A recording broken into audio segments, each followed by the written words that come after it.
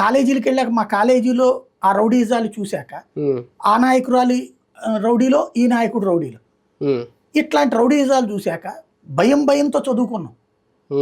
అలాంటి చదువుల తర్వాతన ఆ రౌడీజం మీద వార్తలు రాసేటువంటి సందర్భాలు బిగినైనప్పుడు ఆఫీసుల్లో మమ్మల్ని భయపెడతా, నువ్వెందుకు వాడి మీద రాస్తావు అని చెప్పి ఆపిన రోజులు ఉన్నాయి.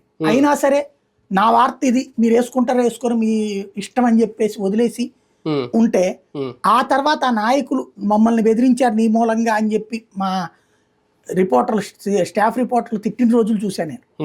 అలాంటి స్టేజ్ నుంచి రౌడీయిజం అనేటటువంటి వాడిని కుమ్మవతల పడే గురు మేము చూసుకుంటానని చెప్పిన రవిప్రకాష్ గారు లాంటి వాడిని చూశాను. వెంటపడి వేటాడాము ఆ రోజున. ఓ రకంగా ఆ రోజున నన్ను చంపడానికి వచ్చినటువంటి వాళ్ళని పోలీసులు అరెస్ట్ చేసినటువంటి సందర్భం ఆ రోజున. అంత పెద్ద ఎత్తున కష్టపడితే సెట్ రైట్ అయ్యి ఇవాళ యూత్ ప్రశాంతంగా, ఇదివరకేంటి వాడి గ్రూప్లో తిరగాల, వీడి గ్రూప్లో తిరగాల, వాడి వెనకాల జీబుల్లో తిరగాల, వీడి వెనకాల జీబుల్లో తిరగాల. అసలు ఇక్కడ కాలేజీలు చదవడం అంటే ఆ రౌడీ నాయకుడో ఈ రౌడీ నాయకుడో అనుచరుడో, శివ సినిమాలు లేకపోతే ఇట్లాంటి సినిమాలన్నీ నిజ జీవితంలో